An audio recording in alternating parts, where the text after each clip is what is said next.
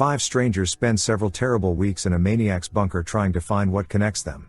They manage to find out the truth only after getting out of hell, into which they were led by a ridiculous, fatal mistake.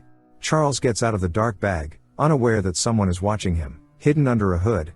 The day before, after discussing Christmas plans with his daughter Amélie, the man promised to take her to school, but on the way Charles had to stop at one of the houses. The realtor failed to meet with the client. The man was abducted from an empty house by an unknown person. A small window opens in the door, where the kidnapper places a tray of food. Charles tries to get answers, but nothing works and he has to eat a sandwich, which knocks the guy unconscious again. 4 days later, the voice of the kidnapper appears in the speaker and invites Charles to guess for himself why he was in the cell. The realtor is angered by the stranger's riddles, but the kidnapper calms him down by turning on a deafening ultrasound and forcing the guy to switch off again. Besides Charles, 3 other prisoners are locked in the cells: nurse Aileen, ambulance driver Alan and lawyer's secretary Sabine. All of them were abducted a few days ago, in the most unexpected places. When Sabine came to, she found not only the electric collar that the kidnapper had awarded to all the prisoners, but also a metal vise. Alan's punishment was the unbearable heat. Aileen woke up strapped into a chair, and the walls of her cell were covered with people's names. The kidnapper comes to Sabine's room and promises that her imprisonment will be much worse than the earthquake she had to endure. After that, he returns to the monitors and reports to the invisible boss that now all that remains is to observe the suffering of the prisoners. Unable to reach the neighbors, another inmate, Bridget, draws happy scenes from the past on the walls of her cell. The kidnapper begins experimenting with Helen, and the woman's scream reverberates through the rest of the cells. Trying to fight, Alan breaks the bed and tries to find a way out, and Sabine manages to get rid of the vice. A window opens between Charles and Brigitte. Upon learning that it is Christmas Eve, Bridget realizes that she has been in captivity for a year. At this time, Sabine tries to find a way out, but the maniac launches gas into the camera and handcuffs the girl. Brigitte advises Charles not to anger the kidnapper and follow his rules. At this moment, the guy announces that the prisoners have a chance to be free. To do this, they must guess what connects them. Noticing that Sabine has lost consciousness, the kidnapper enters the camera and removes the rope, but it turns out to be a trap and the girl attacks. She can't cope with the maniac. Over the speakerphone, the kidnapper addresses the prisoners and reports Sabine's violation, suggesting that one of the prisoners take over her guilt. If this does not happen, everyone will have to pay. The windows in Charles's cell open alternately, and the guy manages to introduce Helen and Bridget to each other, but this does not make it clear. Nothing has ever connected the women. The kidnapper offers the realtor to negotiate. The guy should inform about the neighbor's plans in order to make his life easier, but despite anonymity, Charles refuses. Alan wakes up in a room devoid of color, sounds and smells. Very soon, the white room begins to drive Alan crazy, and he announces that he is ready to give up. Brigitte convinces Charles that they are not the first prisoners of this prison. There are recordings of former prisoners in his cell. Suddenly, Charles's door opens, and the guy realizes that he is being invited to leave.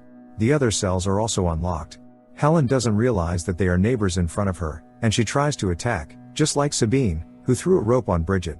The company gathers around the table, discussing the behavior of the maniac and the connection that may be between them. Helen suggests planning an escape, not knowing that they are being watched. At night, Bridget tells the kidnapper about the neighbor's plans to simulate poisoning. In the morning, Charles reminds the girls of the escape plan, warning that Alan will have to be abandoned. A distraught old man can prevent their escape.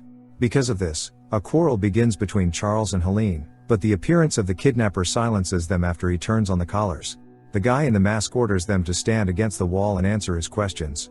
For any wrong answer, he punishes prisoners with electric shocks in order to achieve obedience.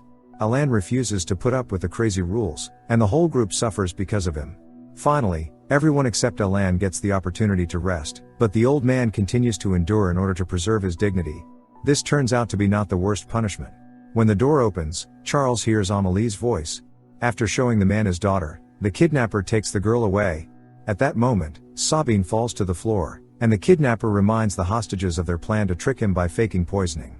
Sabine regains consciousness a day after the poisoning. The girl goes to the toilet room, and discovers a hatch into the ventilation shaft. Helen becomes the victim of a maniac. He closes it in a glass flask with water, offering to think about his behavior for a few days. Charles recalls the weekend he spent with his daughter in a tent camp. He is interrupted by the doors opening again, and when the realtor goes out into the hallway, he sees Amélie. The criminal sends everyone except Charles to the wall, and puts the main character on a chair, offering to play a game. According to the rules, relatives must answer questions honestly, and for every wrong answer, He activates the collar. The questions turn out to be unpleasant, but looking at her father's torment, Amelie follows the rules and admits that she discussed it with a friend. In response to this, Charles has to admit in front of everyone that he is guilty of the death of a man. Helen finds out about the trapdoor in the bathroom. Because of her phobia, Sabine decides to stay behind to distract the kidnapper. When the psycho takes the girl to the punishment room, the company climbs into the mine and goes in search of an exit. At first, everything is going perfectly, and the fugitives hope to be free soon. When Sabine's punishment ends, the girl can hardly move from the pain. Alain tries to comfort her, remembering how he suffered after the death of his wife. Amelie points to a mark they've already passed. It becomes clear that the group is moving in a circle, and the maniac lowers the shutters, separating the fugitives. The kidnapper brings the fugitives back, and puts them against the wall to punish them. They have to spend 2 days without sleep, water and food. The prisoners go back to their cells, trying to remember the mistake they have to pay for. Sabine thinks of a work violation. Due to inattention, the girl lost the documents for the court session. 2 days later, the prisoners eagerly pounce on the food, but Sabine does not have time to rest, having received a new invitation. Charles is also being punished. He sees Amelie on the screen, who is still in danger. Charles mentally returns to the tent camp, and Alain on the evening of his last shift. Helen recalls an internal investigation in which a patient died because of her mistake. Charles raises his face to the camera and admits that in order to save his daughter, he is ready to destroy his cellmates or take the blame for creating a hellish bunker. Meanwhile, the guy in the mask puts Amelie to sleep, but he is distracted by Bridget. Sabine manages to eavesdrop on the conversation and she begins to suspect the neighbor of collusion, but Bridget assures her that in a year she just resigned herself. The kidnapper brings a gurney with Amelie into the room. He shows Charles a syringe with an antidote, and offers to fulfill his promise, but Alain turns out to be faster and destroys the psychopath. Lifting the syringe, Alain injects Amelie with the serum, but it only makes the girl feel worse. The relief of the fugitives turns out to be false. A message appears on the wall that in 90 minutes the bunker will be engulfed in fire. All the doors are energized. After studying the plan, the company decides to run by breaking the walls. Alain finds a weak spot, and armed with the iron parts of the bed, breaks through the passage. From the camera, the company enters the workshop, where Aileen manages to find some medicines for Amelie, and Alain discovers useful tools. Bridget detects a sensor that activates the electric floor every 10 minutes. The woman warns the team, and everyone manages to get on the tables. Because of this, the group is wasting time, and there is only half an hour left before the fire. When the power goes off, Alain finds a passage to the control room. The fugitives quickly move there, and while everyone is looking for the next passage, Bridget sits down at the computer, hoping to unlock the system. Charles discovers the kidnapper's journal and finds out that all this time they were under the influence of a drug that accelerated hair growth and confused their consciousness. They thought it had been 2 weeks, but in fact the prisoners had been imprisoned for 2 days. The man joins Alain to speed up the work on the passage. The prisoners manage to squeeze out the heavy blocks and end up in the next room, which turns out to be familiar to Sabine. In it, the psycho branded the girl with the number of the lost dossier. The last wall remains in front of the fugitives, but there is very little time. Brigitte offers to return for additional tools, and agreeing, Alain goes with her. Unsuspecting, the old man climbs into a small window. All this time, Charles is trying to defeat the wall, hoping to save his daughter. Finally, Bridget returns, but she reports that Alain has died. The electric floor turned on under the man, and she couldn't do anything. The woman does not talk about the fact that she activated the discharge, having a mobile phone in her pocket. In addition, the traitor looked with pleasure at how Alain was suffering, and after that she returned to the body of the kidnapper to hug him goodbye. A few seconds before the fire, Charles manages to find a way out.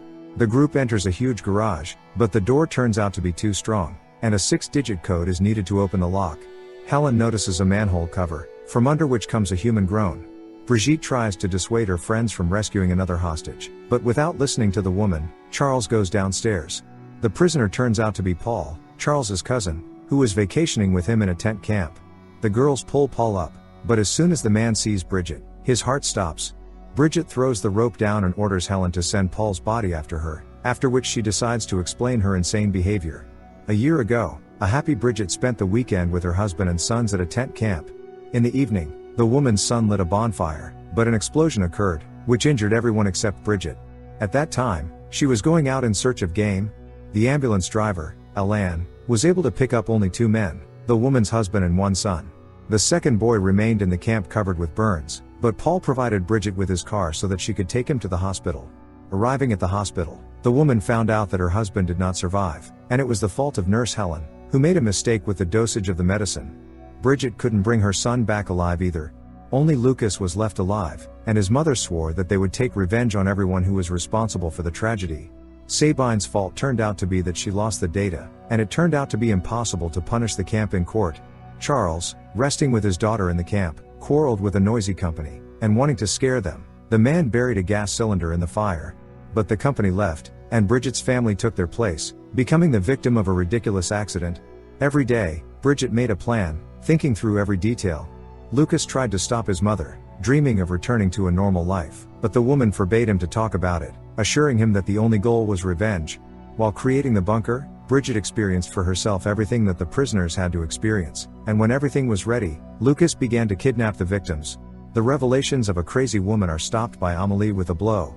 The company is at large, but they have to protect the girl, who is charged with exceeding self-defense. The hostages have to repeat their testimony, and each of them is ready to take the blame on themselves in order to save Amelie from prison for destroying Bridget, not wanting to trust justice.